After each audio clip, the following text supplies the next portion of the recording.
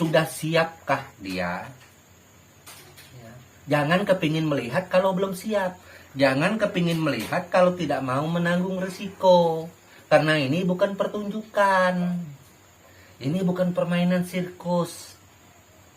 Karena Dayak atau Kalimantan tuh entah kenapa di Jakarta, Jabodetabek diyakini seolah-olah itu daerah yang mistis banget atau ilmunya kuat banget. Ini pasti banyak nih nanti di kolom komentar ya, yang komentar kalau nggak percaya santet datang lu ke Kalimantan sini, kalau nggak percaya sini lu datang ke Dayak, sini datang ke Kalimantan, ketemu buktiin sendiri ilmu santet di sini, buktiin sendiri ilmu sakti di sini. Wih, nih gue bisikin, ongkosin dong sini lah. Terus siapa yang gue harus ketemuin ya?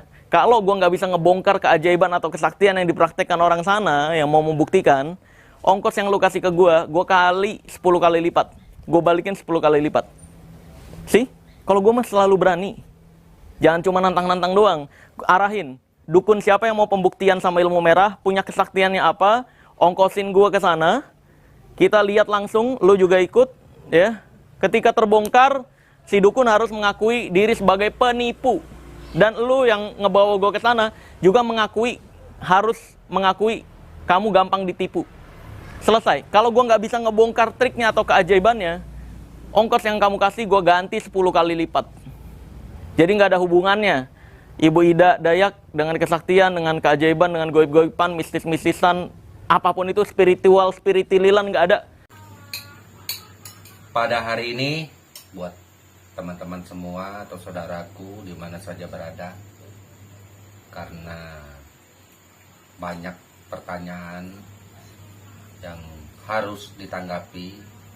Sebenarnya pertanyaan ini satu kali, dua kali mungkin tidak mampu tanggapi, tetapi ini terlalu sering muncul di dalam konten, maka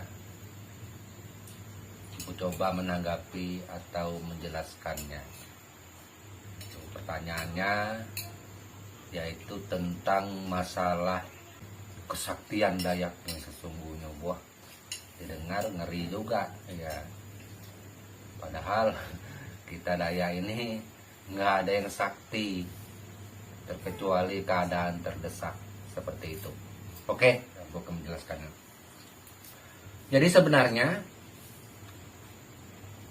ilmu yang ada pada suku Dayak, kami Dayak pada umumnya, ini ilmu yang sebenarnya itu tidak mungkin dites, itu tidak mungkin diuji, itu tidak mungkin dipertontonkan, itu tidak mungkin disiarkan secara publik, disiarkan melalui media TV dan lain-lain, karena ini bukan sebuah permainan, karena ini bukan sebuah pertunjukan, dan ini juga bukan permainan sirkus.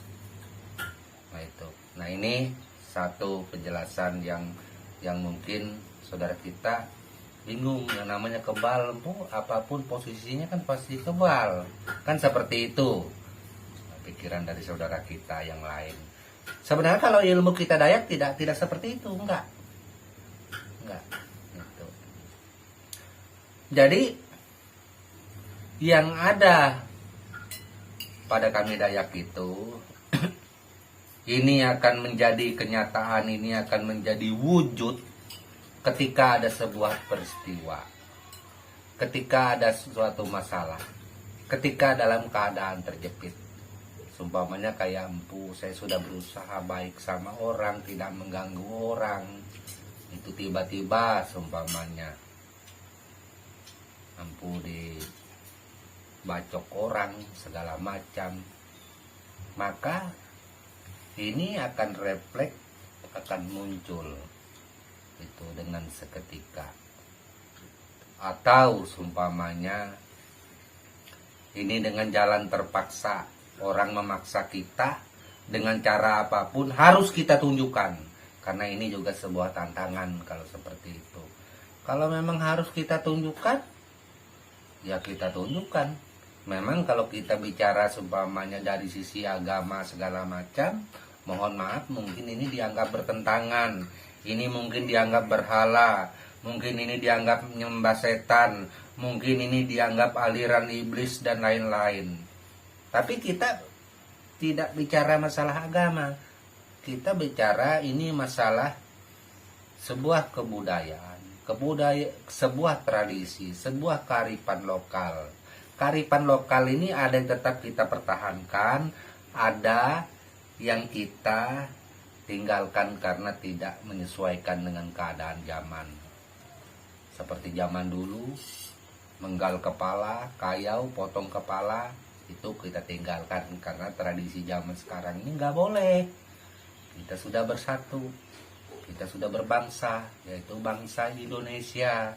Kan seperti itu, kalau kita membunuh orang, kita akan terkena tindakan pidana. Dan kita Dayak ini juga banyak yang pintar, pikirannya juga banyak yang sudah berwawasan tinggi. Jadi sama saja dengan saudara kita yang lain di luar sono. Kita kembali ke cerita yang tadi. Ketika memang kita keadaan terdesak, ketika memang kita harus dipaksa untuk menguji, maka kita akan melakukannya. Apakah si yang kepingin melihat ilmu kebal tadi, kepingin melihat ilmu terbang tadi, sudah siapkah dia? Ya. Jangan kepingin melihat kalau belum siap. Jangan kepingin melihat kalau tidak mau menanggung risiko. Karena ini bukan pertunjukan. Ini bukan permainan sirkus. Itu. Karena kalau kita Dayak ini, kalau sumpamanya sampai menunjukkan ilmu, itu pasti dalam keadaan genting. Kenapa? Ilmu kita akan muncul ketika kita memang keadaan berperang, memang keadaan saling membunuh, memang keadaan berduel, memang keadaan bertarung, memang keadaan harus bertaruh nyawa, maka ini akan muncul. Tetapi kalau tidak bertaruh nyawa, hanya sekedar pertunjukan, ini takkan bisa ada, ini takkan bisa muncul. Makanya itu ketika empu sering orang mengatakan, empu tunjukkan empu iris tangannya, empu segala macam, empu ada hadiah. Itu bahkan sering beberapa kali empu juga dihujat untuk masalah itu, tapi empu terima. Itu karena apa? Karena yang bicara ini bukan orang Dayak. Itu mohon maaf, saudara kita di luar sono rata-rata kebanyakan ini tidak tahu tentang budaya tradisi suku Dayak yang sebenarnya itu seperti apa. Banyak yang nggak tahu. Ya kadang-kadang mereka berbicara, ampun dengar, wah kayaknya kurang tepat ini. Ya, banyak yang nggak tahu. Nah untuk di sesi ini empu berbicara yang sebenarnya. Kalau sumpamanya ada saudara kita Dayak yang bilang empu salah, apa keterangan empu silakan bantah, nggak masalah. Kita buka-bukaan aja, kita kupas masalah Dayak yang sebenarnya.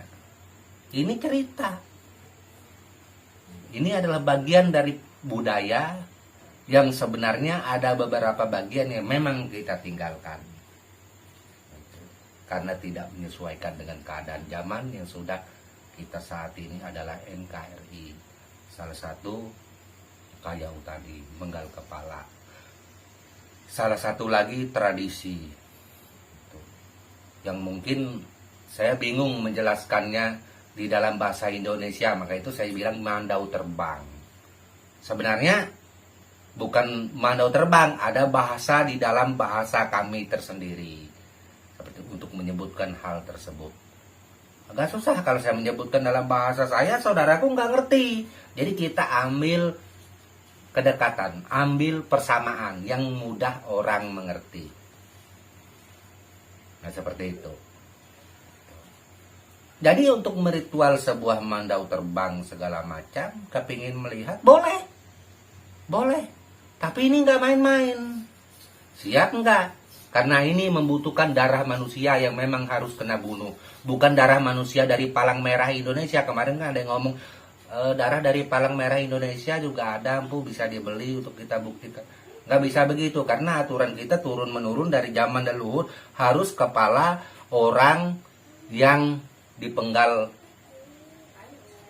pakai mandau, darahnya masih menetes, baru kita ritualkan di situ, darahnya dioles ke mandau, dimantra-mantrai, segala macam, banyak proses ritual lainnya. Kira-kira apakah siap? Tentu nggak ada yang mau.